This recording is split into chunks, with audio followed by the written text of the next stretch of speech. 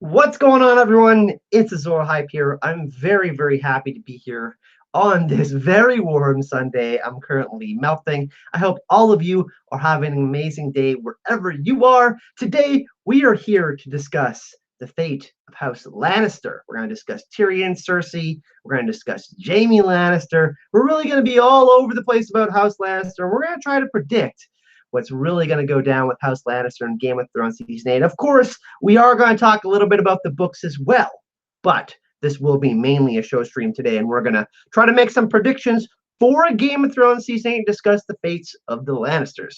Let's see who's in the chat, everyone. We got Yensid, we got Gary Evans, Zoe, we got Sarah P, Nicola, we have Travis Michael, we have Mandolin, Amy, Collins Russell, Mama Ogre, Chris Weinberger, we have Mia Eisenfire, Scott McCloy, Julia Stiles. We had a little bit of a technical issue earlier, but I guess it's fixed. I don't know what's going on. Tim F. We have Art Girl Santivia. What's going on? We have James. We have Anne. And I'm sure there's going to be a happy Sunday, Connie. That's right. Happy Sunday, Katrin. Today, we're going to discuss House Lannister. And how I would like to start the stream today is I think we all kind of are partial to our own Lannister. But I was going to let the chat decide where we started out today. So we can either start off with Cersei, we can start off with Tyrion, or we can start off with Jaime Lannister. And it all really depends on you in the chat. You guys get to decide. You guys and gals get to decide in the chat, and that's where we're going to go. So let's see Cersei, Tyrion, and Jaime Lannister. Ooh. We got two Tyrions, so three Tyrions. Tyrion. Okay. Scaldus, hello. Maison Doug, Jamie. Hey, thanks for the shout outs, LML. Really appreciate that.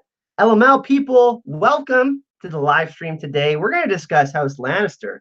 I'm pretty excited about that. I've been thinking about them a lot lately, and a lot of tinfoil. This is going to be mostly a tinfoil stream. I think I got some pretty interesting predictions. So Tyrion's in the lead so far for what we want to speak about first today. And thank you, Lucifer means Lightbringer. I know you were just having a stream with Joe Magician, who is fantastic. Aziz from History of Westeros, who I'm going to get to see in just a few weeks in California for WorldCon, and of course my bestie Gemma. You guys all know I love her. All right, let's start off with Tyrion Lannister. The chat has spoken. Now, Tyrion Lannister, there were some very, very interesting things that went on last season. There's been Maura Lee. Thank you so much. Is that a comment, Maura? You said Maura Lee donated $1.99. I'm not sure if you're trying to donate 40 or you're saying you're a $40 patron. I know you are on the channel, Maura, but thank you so much for the donation. If you do have a question, just let me know. We're going to start off with Tyrion today, and there is obviously some very interesting things that have been talked about in Game of Thrones Season 7 about Tyrion. And there's some people who are, I have to talk them off the ledge a little bit about this, and some people think that Tyrion is in love with Daenerys Targaryen. And I don't really think that's the case at all. I think that if you look at the story of a Game of Thrones, and you saw obviously the interactions between Tyrion Lannister and Sansa Stark, we all felt how he felt for Sansa. He didn't feel good about what happened to Robb. Like that wasn't a good thing. Tyrion is more empathetic to that, even though he has his faults. And I think that genuinely what Tyrion was thinking, boat sex scene, that's what we're going to call it, boat sex. I genuinely think that Tyrion was concerned because Westeros is such a dangerous place. He's like, listen, these two super important people are in bed together. That can't be a good thing. People are going to try to kill them. And I think that's kind of the thought that was going through Tyrion's head. And I wanted to ask the chat and all of you if that's kind of where you're at with it. Because a lot of people think that, Tyrion possibly made a deal with Cersei. I don't think that went down. Certainly they may have had a discussion. But my gut feeling about it is that it was just, a friendly concern for the both of them. Because I think Tyrion genuinely cares for Daenerys, like loves her as a friend, amicably. And I think that he admires Jon very much. So let's see what the chat has to say about this. And cheers to you all. I'm having a lager. It's a Canadian lager called Sleeman. It's very, very hot here today. I'm trying to keep cool. I just got my summary shirt on. I got all the fans on in the house. So anybody that's dealing with the heat, cheers to you. So Richard says, I agree with you, Kyle. No question. Maura, you were actually putting the $1.99 super chat. You have to adjust the bar, because if you leave the super chat bar as it is, it will only be $1.99. You actually have to adjust the bar yourself. So some people don't know that you can actually slide it up from $2. So if you did want to do it, I'm totally cool with the $2 donation. But if you did want to do the $40 one, that's how you do it. You can adjust it like that. Mother of Visenya and Iro says, I agree, Kyle. Okay, I'm cool with it. I'm liking the agreements. I like the agreements. Tyrion could have made. Robert says Tyrion could have made a deal with Cersei, but goes against that. I mean, it's Cersei and what he told Jon Snow to do. Yeah, see, I mean, like, wouldn't it go kind of against Tyrion's judgment? Like, he's a pretty good judge of character, right? And he knows that Cersei, and he even threatened Cersei, and he told her that, you know, her joy would turn to ash in her mouth. Like, that's some foreshadowing for me. And, you know, obviously the show does foreshadowing than the books a little bit differently. So for me, I just don't think that Tyrion can get that low. I mean, some people think that Tyrion's going to go completely Breaking Bad per se, like Walt in Breaking Bad. He's just going to, you know, become a villain. I don't see that at all. You know, I think Tyrion's one of the people who understands the small folk and what's going on with the normal people because of the life he lived. And I think that's why he connects with people like Jon Snow. We can't forget that, right? Amy has a great point. Amy Collins Russell. I got to make you a moderator, Amy. You're always helping in the chat. Let me give me a second here. Amy says, let me scroll up here. Tyrion is worried that love is going to complicate things. And love is never a good thing in Game of Thrones. Yeah, it does, right? I mean, obviously, politically, she said, hey, like, you know, I'm probably going to have to marry some high lord in Westeros, you know, to make some sort of alliances and try to keep things cool as much as possible. We know that didn't really happen, but I think that that's kind of the genuine concern, and Amy's right on the money with that, in that Tyrion knows that it's far more complicated when people get involved. And we saw what happened at the Dragon Pit when Jon refused Cersei. Obviously, I mean, Cersei's a really awful person, but those kinds of scenarios where people make more emotional decisions instead of, you know, thinking things through because of how they feel for someone. And that's totally how I am in life. I'm not knocking that at all, but I just think that that's the way Tyrion sees it. I don't know, Amy. You just got to behave yourself as a mod. Jordy. Yeah, and you know, there's so many awesome small little sentences in the show. I mean, obviously we can't compare the show to the books. This is so different. When you read the books, you're in your own little world and you're enjoying it and interpreting it in your own way with these different points of view. But even the conversations go all the way back to season 1, especially his conversation with Benjen, Jon Snow specifically, in that you don't know what you would be missing, you know, as speaking on the whole love thing. And I think that Tyrion understands that too, because he's been a scorned lover twice. You know, he had to find basically the love of his life, or who he thought was the love of his life, in his father's bed. Like, I mean, imagine that would happen to you. I don't know how I would react personally, but that's just something that, oh, Mora, thank you so much. Mora Lee, $49.99. She's already permanently on the wall. Hype, everyone. Mora, if you want to nominate a new member of the Hype and Love family, because we've got some new people coming from LML's chat to go on the wall of hype, you let me know and I'll put someone on the wall. Mora, thank you so much. That's really, really generous of you. That's going to be super helpful for Worldcon. I'm actually going, for anybody that's joining from LML's chat, I'm actually going to California. I'm going to be hanging out with LML. Which is awesome. And Aziz and Ashay are going to be going as well. And I'm going to see George R. R. Martin literally 10 rows from where he's going to be speaking. He's got an interview with John Picaccio, and it's going to be absolutely fantastic and talk about art and literature and all that kind of stuff. But back to the conversation, and thank you so much, Maura. If you want to nominate someone for the wall, let me know. That's the kind of sentiment that I get from Tyrion. But I would like to know in the chat, because I know we all have so many different opinions. Tyrion Lannister, the look he had after Jon and Daenerys were getting it on, was that a look of concern of friendship? Was that a look of Jealousy. Does he truly care for Daenerys in a way that we might not expect? Does he love her, or is this something else completely? Did he strike a deal with Cersei? Let's see kind of what consensus we can come to in the chat.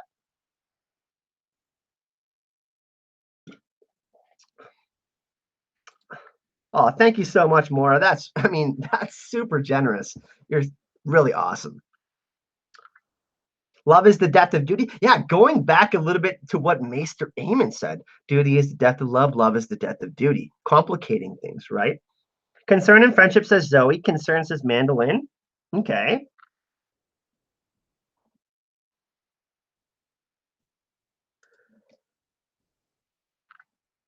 Love is a weakness in Westeros, says the prince that wasn't promised. Genuine concern, fatherly concern. Bridget, I like that. Deal with Cersei equals hashtag fake news emoji. Okay, I see where you're going with that one, William. Concern, not love. Concern, political smarts. They can't be sidetracked by love or affection. He's probably worried about the North reaction. Yeah, and that's another thing too. Great point, Gary. We heard specifically Bronze Yohn Royce and other members of the North speak up about how Targaryen cannot be trusted when Jon was obviously saying, hey, I need to go down there and try to smooth things out. I need to let everyone know that I'm king in the North. We need to go down there and at least try to get Daenerys on our side if she truly does have dragons, right? And just so everyone knows, I actually interviewed the actor who played Bronze Yohn Royce. I can't remember his name, but the file actually got corrupted. But he before Game of Thrones season 7, I tried to get him to divulge a little bit too much information. I put him in a difficult spot.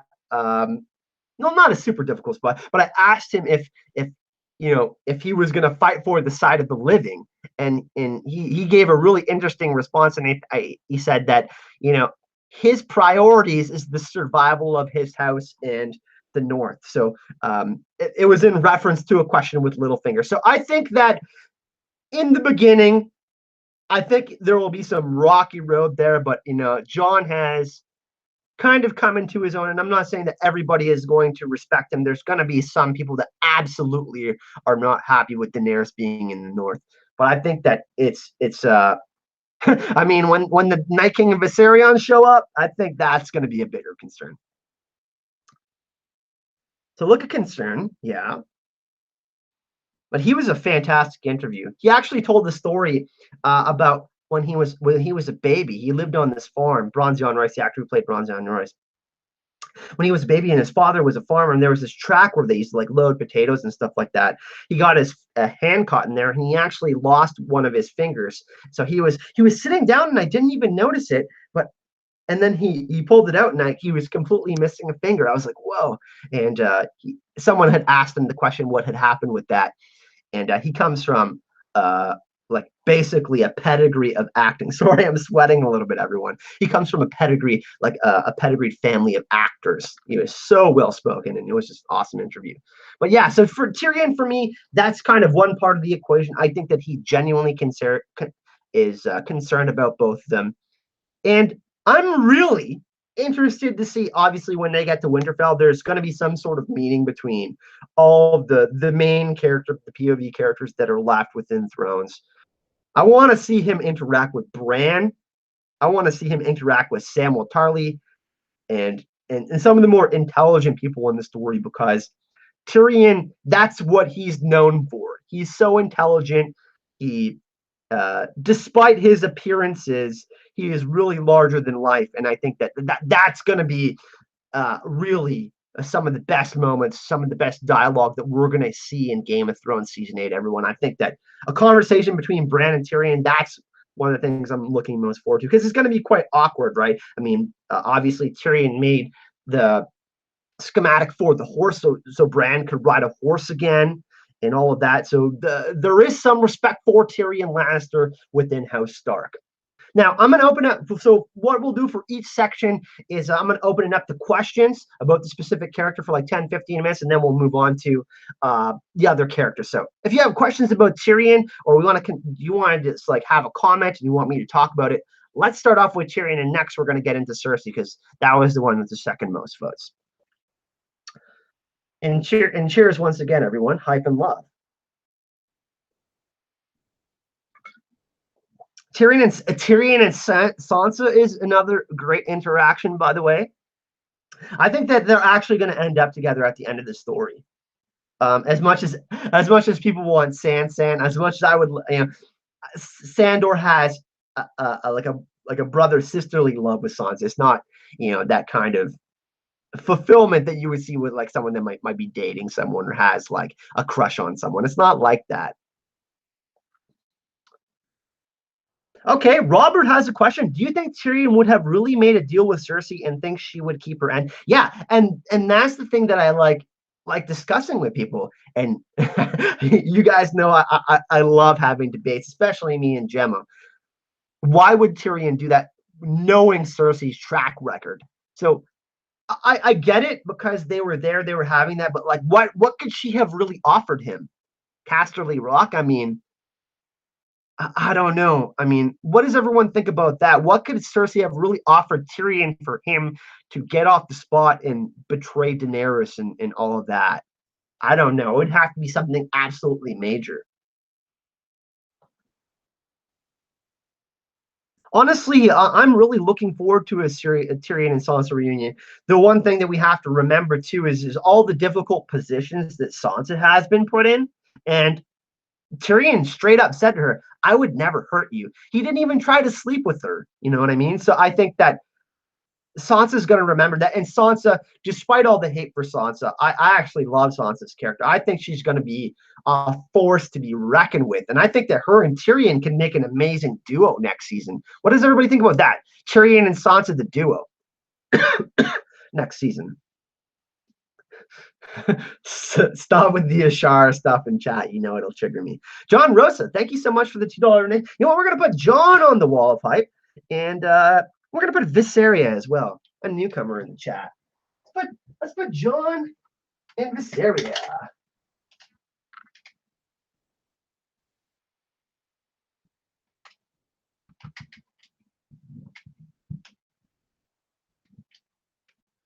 I'm probably misspelling this.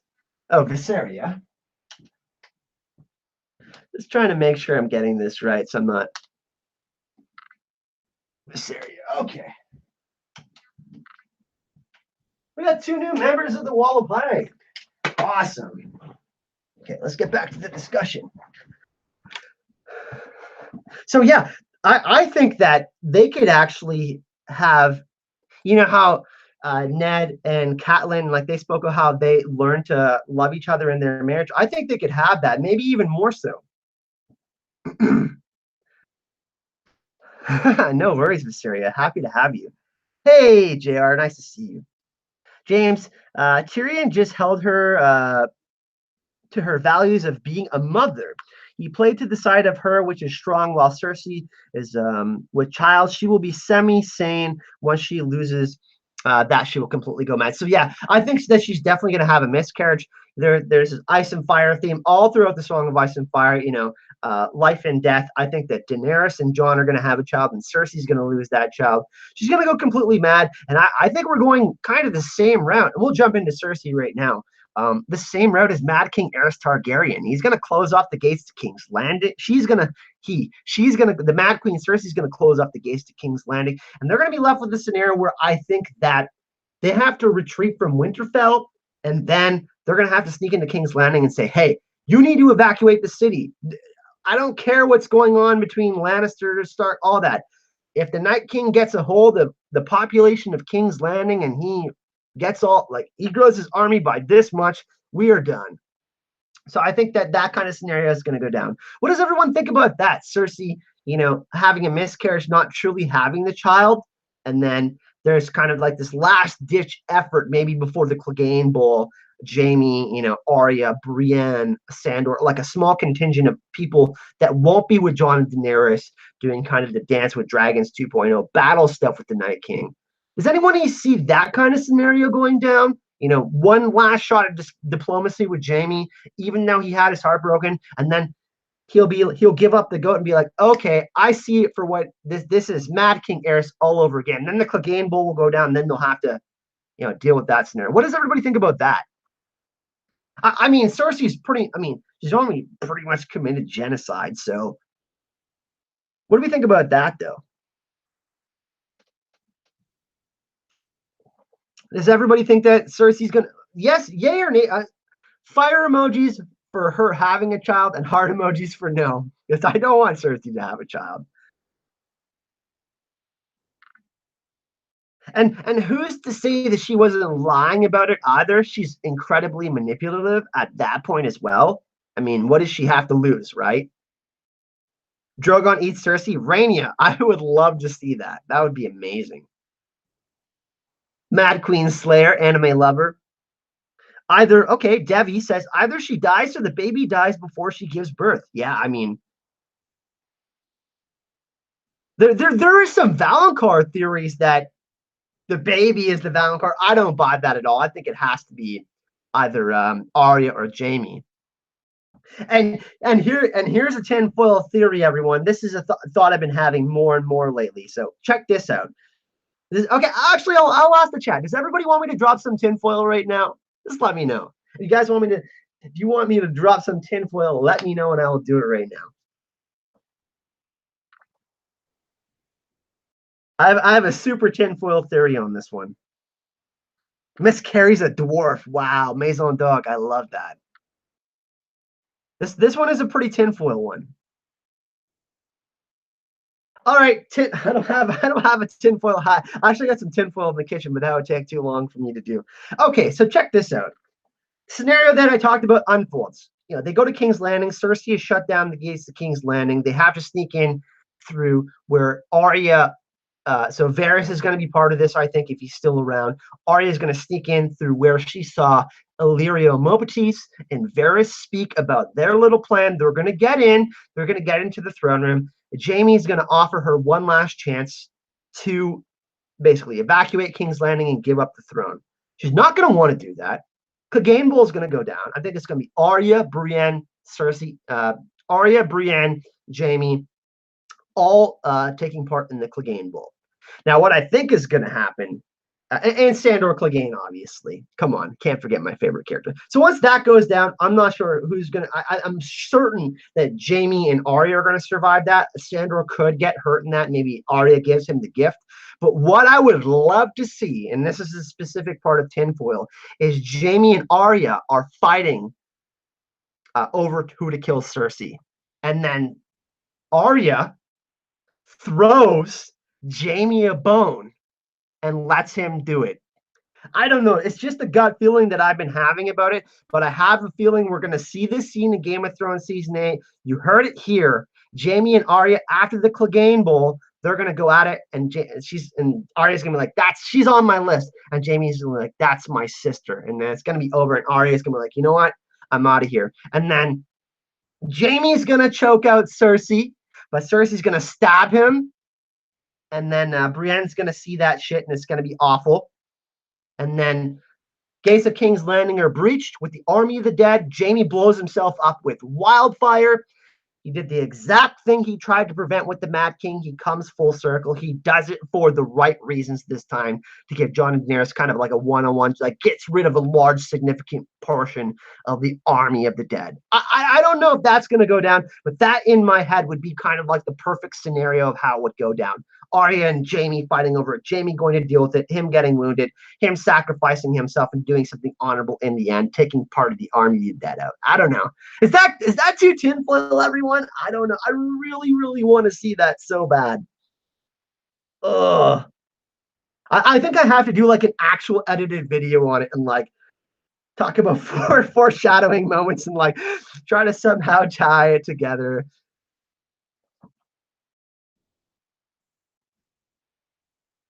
So Tam Hudson says, I'm so conflicted whether the Valonqar actually be a thing. Anne says, I like it.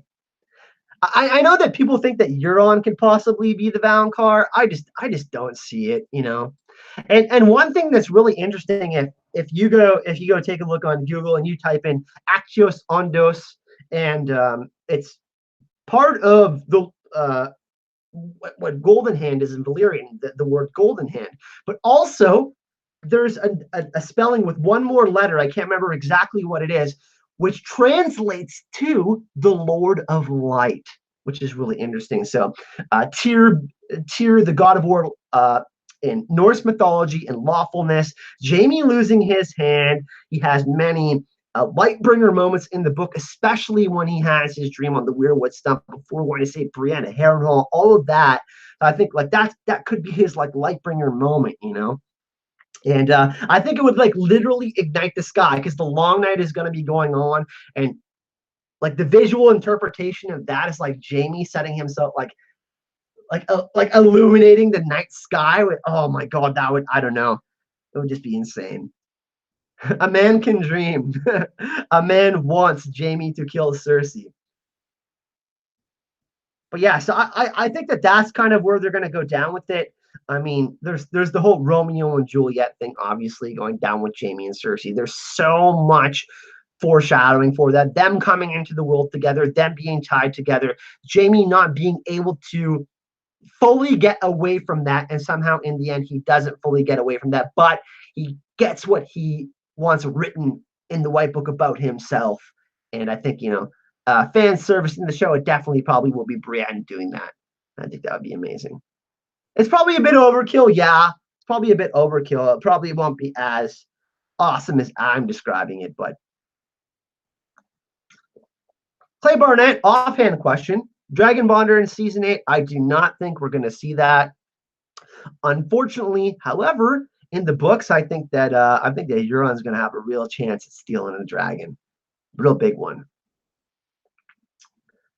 Yeah, I know we already saw a huge explosion in King's Landing, but I don't know. Part of me thinks that it's going to happen again. And the poetic thing about it is that Jaime's always trying to shed the Kingslayer label, right? Like, no, my name is Jaime. He even says it to Brienne. No, my name is Jaime. I'm not the Kingslayer.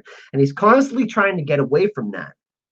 And, you know, just doing the exact thing he was so notorious for doing, trying to prevent it, because that's why he killed the Mad King. We can't forget that. He killed the Mad King because morally he could not accept the Mad King burning people alive with wildfire. That is just not right to Jaime. And it goes back to, if you go back, you know, he had different points of contention with even Sir Oswald Went, and Sir Oswald put him in his place, saying like, or sorry, I think it was Lord Hightower. I might be getting it mixed up.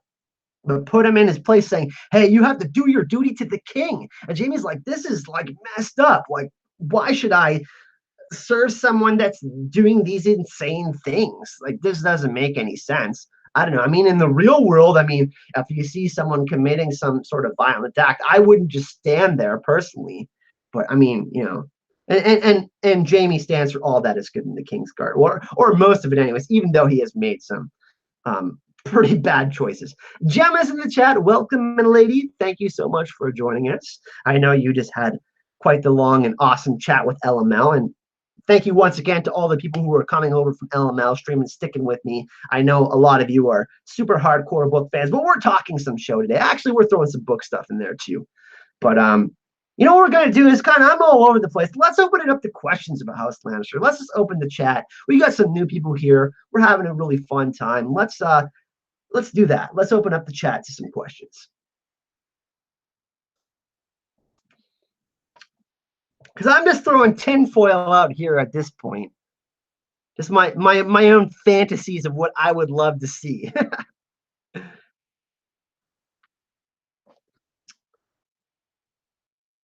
Yeah, Salem TV. What do you think about that post that Maisie made on Instagram? It was a little bit cryptic. Obviously, she had the bloody shoes too. But I think that, you know, if there is a Stark that's going to bite the dust, physically it will be Bran, his body, and then we will get some sort of ambiguous ending with him in like a weirwood net or like a raven or something, like kind of like the final scene of the series where we think that magic is gone and is truly still there.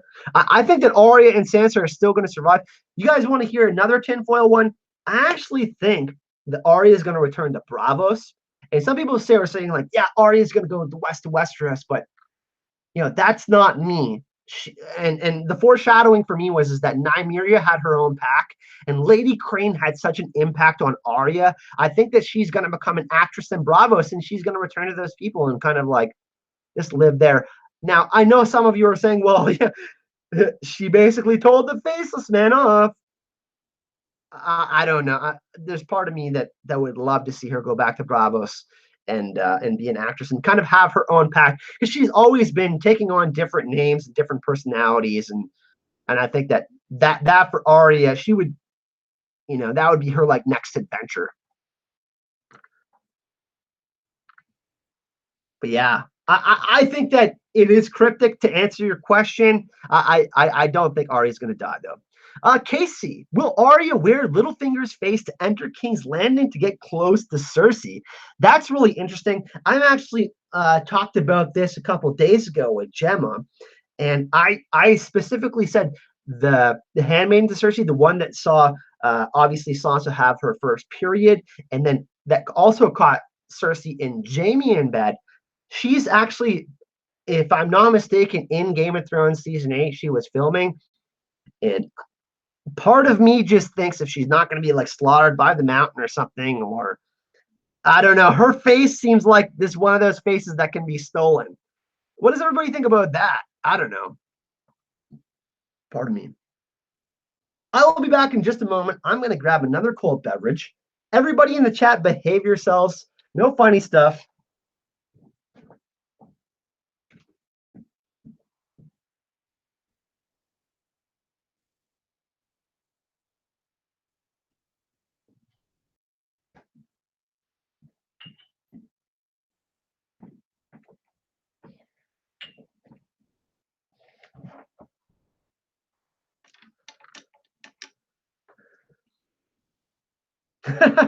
Behave, what is that? So what does everybody think about that? The handmaiden to Cersei, possibly. I mean, I love the question, don't get me wrong. I could possibly see that. Her wearing Littlefinger's face, kind of like infiltrating King's Landing, but I think the handmaiden's actually a better bet.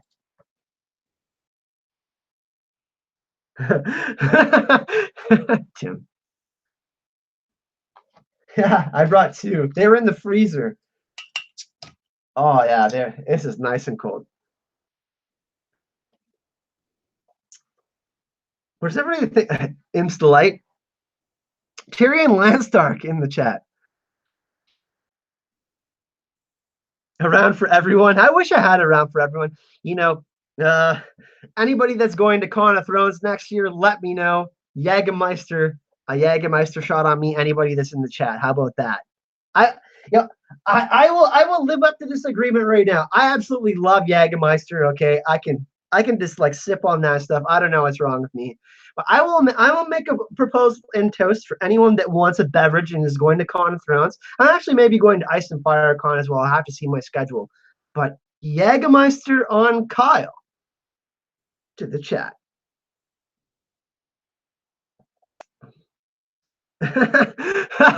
JR Rally says Kyle. Oh my God, JR was one of the people that was drinking Jägermeister with me.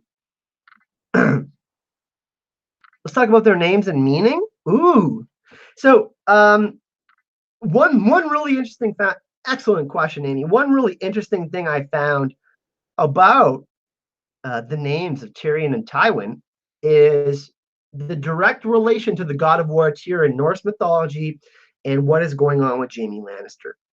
Now, Tywin, the path to or to win, is a very interesting name, and Tyrion, Ion, is also very different. But the thing is I think that George is planting these names right in front of us. And I know that Tywin and Tyrion are both very, very important characters. But the fact that he's using Tyr in Tyrion's name, and that is Jaime's brother, it's part of Jaime's shedding his Kingslayer label and part of his, like, I don't want to say that Jaime is Azor Ahai, but his Azor Ahai-like moments that are coming. Because I think that multiple people are experiencing Azor Ahai-like awakenings, transformations. That's essentially what I think the Azor Ahai myth is. And Amy, brought this up, and I've done some research on this. I'm actually going to talk a little bit more about this in my Ragnarok of Westeros videos. Some of you haven't checked them out. Me and Gemma actually have done a couple podcasts on it, and I've done some solo videos on it. We have some Con of Thrones videos on that as well. But I think it's really interesting that George specifically named Tywin and Tyrion, both with those style of names. So, and if you go research Norse mythology, you know, and it's quite interesting. Tyr put his hand in the monstrous beast in his mouth named Fenrir, who was a giant wolf who was chained to the earth. And I think that's actually foreshadowing to Jaime and a connection to Jaime pushing Bran out the window and Jaime losing his hand in some sort of karmic event. The Ouroboros symbol, the kind of the circular nature of a Song of Ice and Fire in a Game of Thrones. So yeah, we got LML in the chat. But yeah, Amy, to answer your question, the names of Tyrion and Tywin are supremely important to some of the foreshadowings of what is going on with Jaime Lannister. And I think it all leads to Tyr, the god of war and lawfulness in Norse mythology, and it also connects a lot to the Azor High prophecies and myths. So if anybody is really interested about that, me and Gemma, the Citadel of Hype podcast, or anyone that hasn't checked it out, we got a whole episode on Bran and Jaime Lannister. I think it's like episode 4 or 5. It should be in a playlist that I have here on the channel. We actually spoke about this at Con of Thrones as well. We spoke about this a little bit on the Heroes of Light panel with Lucifer Means Lightbringer. We got to talk a little bit about that. I actually brought that up, and it was quite interesting. Gemma talked a little bit about Davos possibly being connected to Azor Ahai, and then, obviously we talked about Jon Snow and Daenerys as well. But that was a super fun panel. And thank you, Gemma, for the donation. But Amy, thank you so much for that question. I'm going to try to get some other ones here because I'm long-winded. Chris Weinberger, a lot of people think that Tyrion might be a secret Targaryen. Do you think that Jaime and Cersei might be instead? I feel like they're more like Targs, and it'd make Tywin's resentment more ironic. It would be so interesting if Tyrion was truly Tywin's son, killing his own father, and then Jaime killed his own father. It's it's got Greek tragedy written all over it, and certainly George is so influenced by that as well. So to answer your question, I can certainly see it. I don't know if it's gonna be a thing. I mean, obviously the Targ incest is a thing that's kind of connecting to that as well. But just for me, I'm going to say no, but certainly for the show, no. For the books, it certainly could be a thing, no. And one thing that I did find really interesting, specifically with Tyrion, is his interactions with the dragons when he went and unchained them. And look at the interaction with Jon and Drogon. They're very similar if you go watch both scenes. So thank you for that question, Chris. Sherry. In season 1, episode 1, Catelyn told Bran, "You always look at the floor before you lie." Tyrion has a tell when he lies. He looks to the right, and I think he lies a lot. Ooh, I'm gonna have to go back and check that one out, Sherry. Thank you for mentioning that. But and this is something that I've actually been working on people privately. Like I've been telling everyone on Patreon, I've been learning the Mac. I've been learning a new style of computer system. So like editing and stuff is a little bit different. It's a little bit more intensive when you don't know what the system is like. And I've been using Wondershare and Adobe specifically on Windows. But I have a bunch of Ragnarok stuff. When I took my full week off just a little while ago, I was writing all sorts of Ragnarok stuff, and I was looking more into Jaime Lannister, and like more and more I find Sandor Clegane is always going to be my favorite character. I just love Sandor, but like as far as like story arcs go, Jaime is the most interesting to me out of all the characters. And more and more I do, the more research I do on him, the more I find I'm like Norse mythology, George, man, like he's just getting cherry picking all of these things out of Norse mythology from Tyr, the god of war specifically, which makes me think that Jaime's going to do something absolutely amazing to redeem himself, whether in the show, in the books. So yeah, I don't think he's going to be book stuff. I don't think he's going to be killed by Lady Stoneheart. I think Brienne actually might take her out, and Catelyn, Lady Stoneheart could obviously give the kiss of life to Jon Snow. Maybe some more questions in the chat. Let's get to some more. Who is going to the con next year? Certainly I am. Gemma, are you going next year? I think that Gemma is. I know there's a bunch of us going. Me and J.R. Rowley are potentially talking about making a Game of Thrones feast and the Game of Thrones cookbook and Game of Thrones inspired food. I don't, Jr. Are we gonna for sure do that? That's something that I love to cook. I love to entertain, but I think that we need to do that next year, Jr. Would everybody come to a party if me and Jr. did like a cookout at Con of Thrones next year, like a big dinner for everyone? I wouldn't mind slaving for a whole day for you guys. I would love to do that. We could make some like and my mom worked in a bakery for 20 years, so I've got some cooking chops. I'm not like amazing, but I know how to make properly saute onions and sear steak and like make sauces and all that. 100% awesome. Con of Thrones next year, Holly. Another Con of Thrones question. It hasn't been announced yet where it's going to be, but I do know for a fact that people from Watchers on the Wall and the people who put on Con of Thrones, they are so dedicated to really really making it awesome. And I think that you know I have a connection with someone else. I don't want to spoil anything, but they said it's going to be even bigger and better next year. So I really hope that anyone who went last year can encourage your friends to go. I know Amy was there. I know JR was there. There's a few of you in the chat that was there. Amy was at a couple of our panels, which was awesome. But the Dallas venue was absolutely fantastic. The people who worked at the hotel, they were so super, super, super kind and like polite and amazing. I've never been taken care of so amazingly. But yeah, hell yeah, you can come, Mia. Morally, I'm inviting all of you. How about that? Cheers, everyone. I'm inviting all. This is an invitation from Azor Hype to all of you to come to Con of Thrones next year. Personally, invite all of you to come hang out and have a drink with me. Cheers to all of you. Oh, by the way, Gemma, I've been speaking with Robert, and I'm going to come visit you guys in UK sometime.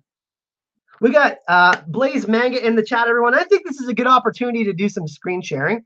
Here's what we're going to do. We're going to go to Teespring, and we're going to show off our new T-shirts. It's going to be awesome. 1 second. I'm going to show everyone. Blaze Manga made 3 new T-shirts for the channel. I'm going to show everyone just real quick. I want to show you guys the online store. It's in the description of this video, everyone. The storefront, the Azor Hype storefront.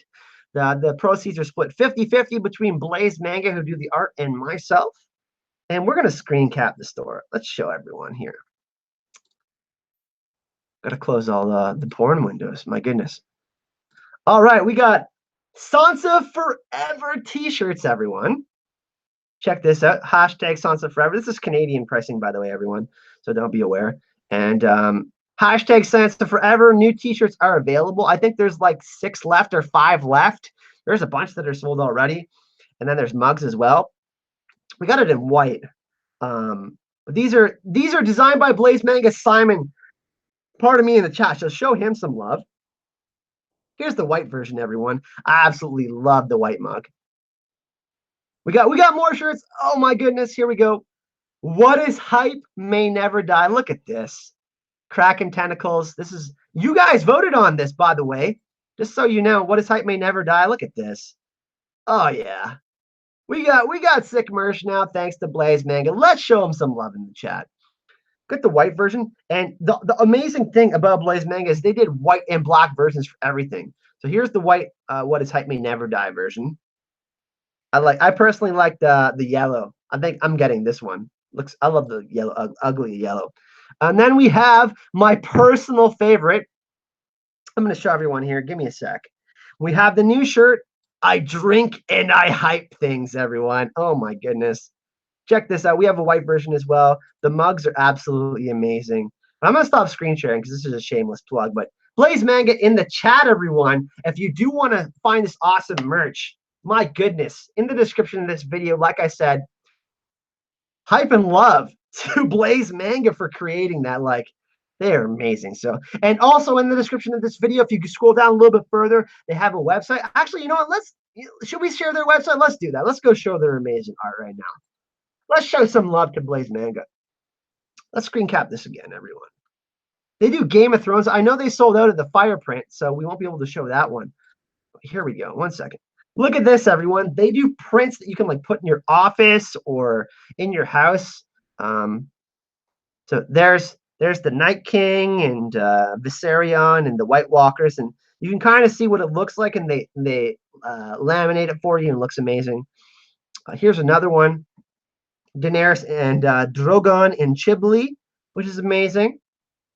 We also have Jon Snow in Chibli, and there's some more like if you guys like video games like Kratos and God of War. There's also Spider-Man. There's a Deadpool one that's absolutely amazing. But you can find this in the description of this video as well, everyone, at Etsy, and you can subscribe to Blaze Manga's channel.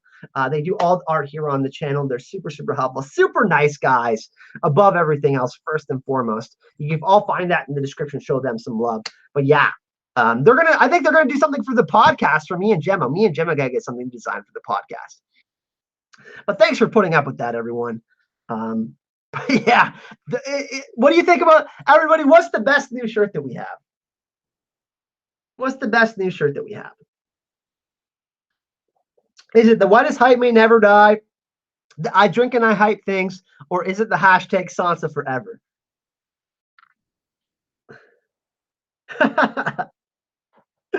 Oh my goodness.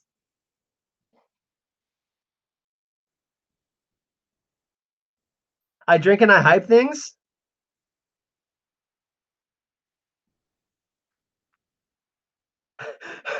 He should design my tattoo.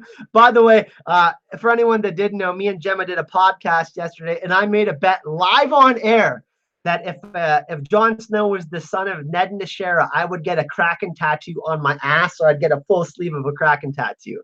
I said that I would get a Kraken tattoo on my ass. Okay, but let's be honest, everyone. That's not going to happen. Jon is Rhaegar and Lyanna's son. I don't have to debate this. I don't need to trigger myself over more share bullshit. Okay? My goodness. You guys are hilarious. Ass cracking. Oh my goodness. I'm definitely not, I mean, I'm not getting that tattoo because I'm not wrong. It is known. But back to the conversation, everyone. I want to thank everyone for joining today. Everybody that joined from LML stream. I know there's actually a lot of new people here in the chat, which makes me really excited. For anyone that hasn't come to the channel before, I do actually mostly Game of Thrones content, but I also, me and Secrets of the Citadel do a podcast, and next week we're having one here on the channel. We're gonna have some of the patrons and members of the live chat from the live chat right now here on the channel. So we like to bring people from the community live on air to discuss their thoughts and stuff like that. That's how me and Gemma first started out, is in the comment section of these videos in the live chat, chatting with people. And then we just decided to start to make videos because we became inspired because we're such huge nerds about it. But yeah, Game of Thrones content. I'm actually uploading. I'm working on an Ant-Man and Wasp video. I have another Vikings video coming up next week, and I uploaded a video of me interviewing Michael Rooker yesterday from Dragon Con last year. We're going again to Dragon Con in Atlanta. Aziz and Ashay are going to be there. I'm actually going to be staying with them for a couple of days, and I'm going to California in almost exactly 3 weeks, a little bit like a month. To go see George R. Martin speak live in person. And we're in the first 10 rows, so those are pretty well available to ask questions. So I'm really, really hopeful that I'm able to ask a question to George. But let's take a few more questions before we end the stream here. I usually keep these around about an hour. I screwed up the first live stream today, so we got like another 15, 20 minutes in the stream. But let's get some more questions in from the chat.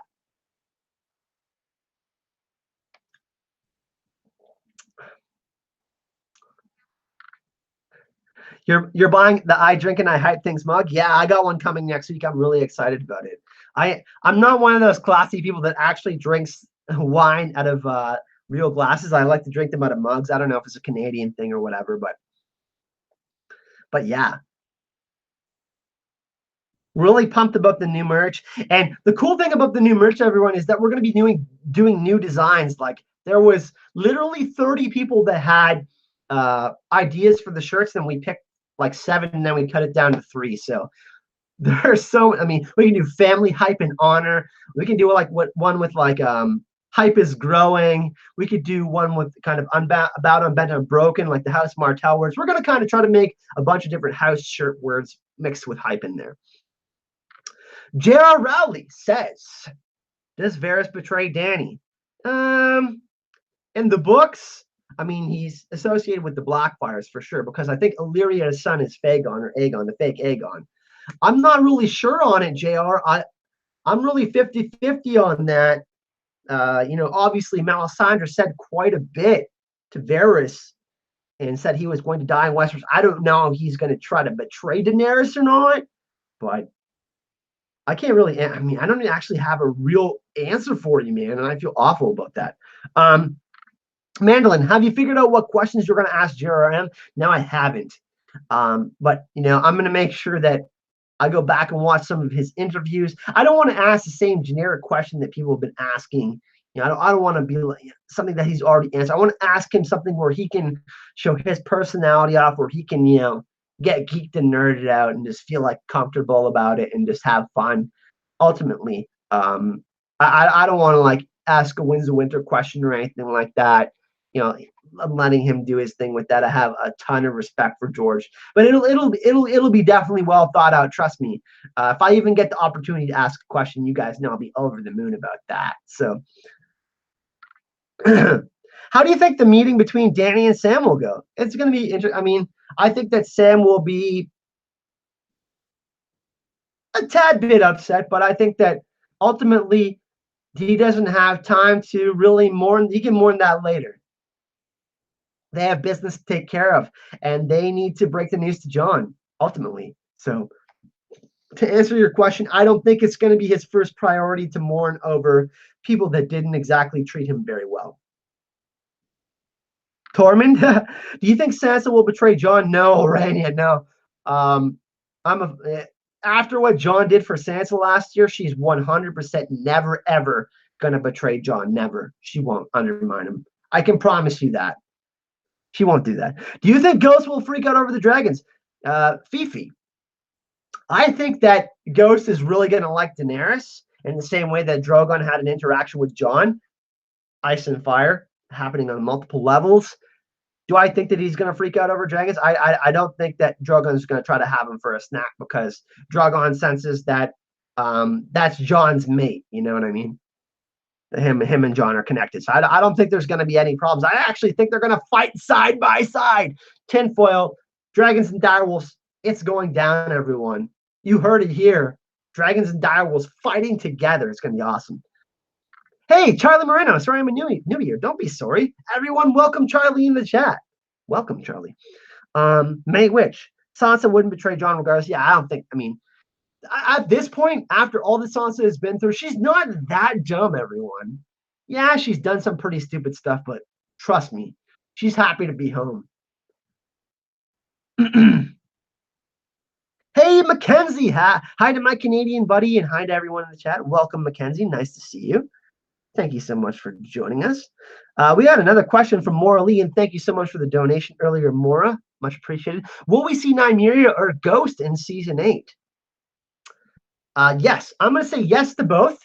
And in honor of Maura, I'm going to put Charlie.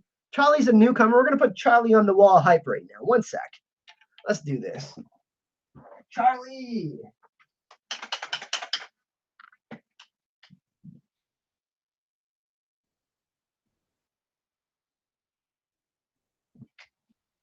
I'm going to put a smiley face there too, Charlie. There we go.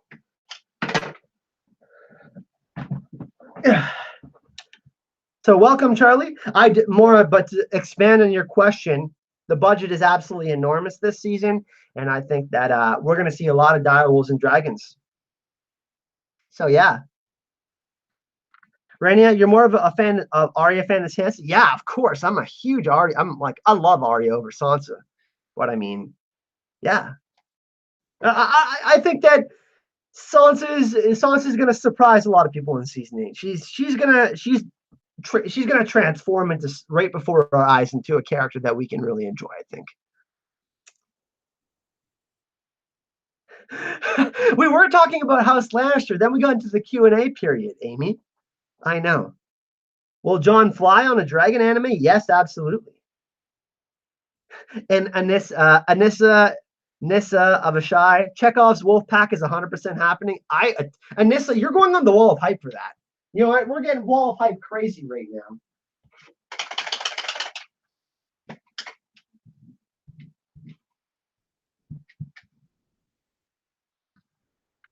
Anissa, who else should we put on the wall of hype? I'm gonna put Amy. Let's put Amy on the wall of hype. I'm a big fan of Amy. All right. We got some more people on the wall of hype.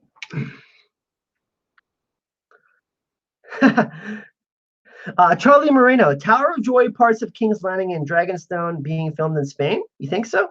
Yeah, I think another thing that we didn't talk about, and obviously kind of this doesn't pertain to House Lannister as much as does House Stark, but flashbacks. So, and one thing I did want to bring up too in this video is we're talking about the fate of House Lannister. We're gonna get back to the Lannisters just for a sec here.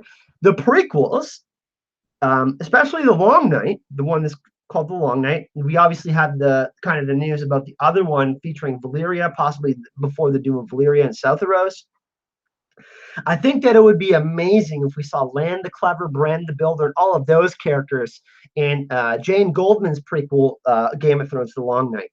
That is something that I would love to see, kind of how Lan the Clever got to be the leader of House Lannister, how he got that name, and these people, were they as legendary as they were described? And because in the prequels, it is described, or at least in the text saying this is what the prequels are going to be, it is said that the history of Westeros is not what we think it is. It's a lot more darker. The history of Westeros is a lot darker than we think it is. So that is something that I would love to see as well. Lan the Clever. More flashbacks. We definitely got to see more flashbacks, though.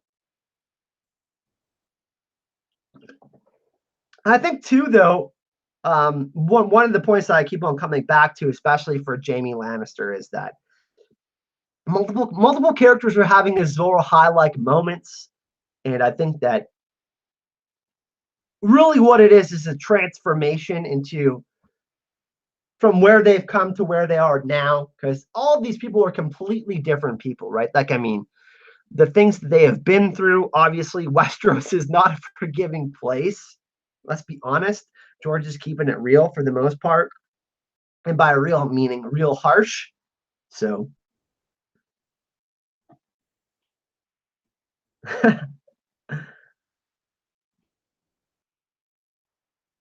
Lannister family beginning with Lan Clever, ending with Cersei the Stupid. Oh, Julie. Yeah, I know. And Amy, this was kind of the final thought that I was going to bring up in the live stream, and kind of what I wanted to discuss with everyone. The fate of House Lannister. Will they meet a similar fate to House Rain? Because we know the symbolism, the Ouroboros symbolism, the circular nature of a Song of Ice and Fire. We see the symbol around the weirwood tree where the children of the forest were doing their rituals, the circular nature of Daenerys' journey, the circular nature of the hero's journey, the 3-act structure in storytelling, The Matrix, Black Panther, Spider-Man, all of these different stories. We see the same thing in the Song of Ice and Fire. So will House Lannister come full circle where that will that, because the snake eats its own tail, or the dragon eats its own tail. Will House Lannister go extinct like House Rain? I'm going to ask everyone in the chat what you think. Will Tyrion be the one to carry on the line? We maybe find out that he's Targaryen and he doesn't know that he's Targaryen, and he, that's the Lannister line is actually wiped out, or Cersei has a child and Tyrion takes care of the child, something like that. Everybody let me know in the chat what you think about the fate, what the fate of House Lannister will be, who the surviving members will be. Morally with another donation. Oh my goodness, Mora, you are way too generous to me. You let me know what kind of mug you want. If you want a Drink and I Hype Things mug, a Sansa Forever mug, you let me know. I'm going to send one to you. So thank you so much for that. Make sure you message me on Patreon, and I'm going to make sure you get a nice mug to drink your coffee or your wine out of.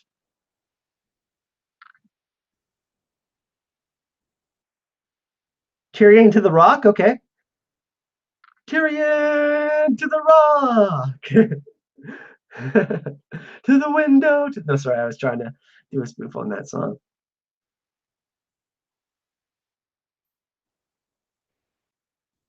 Devi says, "Hey Kyle, hype and love. As the wall of hype, you should have a Lord Commander, First Ranger, Builder, Maester, Flame Wall. Yeah, so we actually have a Maester uh, for the hype and love family. His name is John Saint Baptiste. He's in the chat right now. Gemma is the troll, obviously, because she trolls me all the time. But the Legion of Hype is everyone that comprises of the live chat and that supports the channel on Patreon, the Legion of Hype. And then we have the Patron Knights, the Patron Knights of Hype. So there's that. But I certainly could come up with some more ideas like the Priests of Hype, everyone that comes up with awesome questions. And I could get more nicknames for people. I love nicknames. Some people call me the hype that was promised because I get really excited about everything Game of Thrones and Song of Ice and Fire. So kaput for House Lannister. Daisy, thank you so much for joining. I hope you feel better. We got to see Tyrion sipping on Insta-Light. Okay. Salem, my third favorite TV show. It's got to be a show called Counterpart. There's only one season of it out right now, but it's really good. If you ever watch the show Fringe, it's basically like a mix of Homeland and Fringe. But Tyrion should be a true Lannister because of the dynamic with Tywin. Hanged by Lady Stoneheart, damn. Does the Wall of Hype require a valid chastity? No. All you got to do is be a positive person in the community and love Game of Thrones and be hype. That's all. I mean, and be cool. That's it. Thanks for joining, Gary. Really, really enjoyed you coming. So thanks for joining, Salem. Tyrion has to finish the damn joke. Okay. So check this out. I'm going to explain the joke for everyone. Don't leave yet. This is going to be the final thing we're going to explain here on the stream. The honeycomb and the jackass joke. Is everybody ready? I'm going to explain it for all of you. It's not tinfoil. Is everybody ready? So the honeycomb and the jackass. Honey is sweet. A jackass is bitter. The joke has a bittersweet ending. Get it? The jackass, the ass is the ending where we poop stuff out, everyone. The joke has a bittersweet ending like the Song of Ice and Fire in a Game of Thrones. Get it? This joke has a it's actually foreshadowing for the ending of a Song of Ice and Fire in a game. So the joke, the honeycomb and the jackass joke, has a bittersweet ending. So we're never going to hear it. We're never going to hear the ending of the joke. Get it? Get it though? Honeycomb and a jackass. A jackass is bitter and honey is sweet. It's a bittersweet ending. Guys, seriously, think about it. Okay, that's just some tinfoil. But I think that's going to do it for today's stream. Thank you so much, everyone, for joining. For everyone that is still here, just want to let everyone know we have a new stream schedule. Me and Lucifer Means Lightbringer were kind of talking, and he likes to do streams at 3 p.m., and I was doing them at 2 p.m., and I felt like we needed to have more time to discuss stuff. So me and Lucifer Means Lightbringer kind of coordinated. He's going to be doing 3 streams at 3 p.m. on Sundays. I'm going to be doing mine at 5 p.m. Eastern Standard Time, just so we're not stepping on each other's toes. There's a lot of respect here in the Song of Ice and Fire community. I absolutely love his stream. And I actually took a vote on Patreon and on Twitter and stuff, and you guys said that 5 p.m. would be better. So I like to make sure that I include all the European people, the North American people, and try to keep it just easy for everyone so we can try to have as many people be included as possible, because some people aren't able to come super late, like at 7 p.m. Eastern Standard Time is midnight for UK European people. So 5 p.m. Eastern Standard Time on Sundays. From now on, everyone, we're going to have some guests on as well. And next week will be on Thursday. We'll be at 3 p.m. during the day. We usually go for an hour. Sundays, we usually go for about an hour and a half. We do a little bit longer ones on Sundays. I gotta go make some dinner for the fam here. And next Friday, we have a party live stream. Me, Gemma, and 5 special guests. That's right, 5 people will be joining us on the stream. But if you had fun today, I'm really glad that you came and watched this live stream. If you want to see more Game of Thrones content, can't subscribe to the channel, like this video. We have 74 likes and we have 76 people watching. So anybody that hasn't liked the video, please do that if you enjoyed yourself. And of course, if you would like to support the channel, get bonus content and stuff like that, you can support the channel by the links in the description of this video, Patreon, GoFundMe, all that. So thanks so much for joining, everyone. And I hope you all have an awesome rest of your weekend. Hype and love.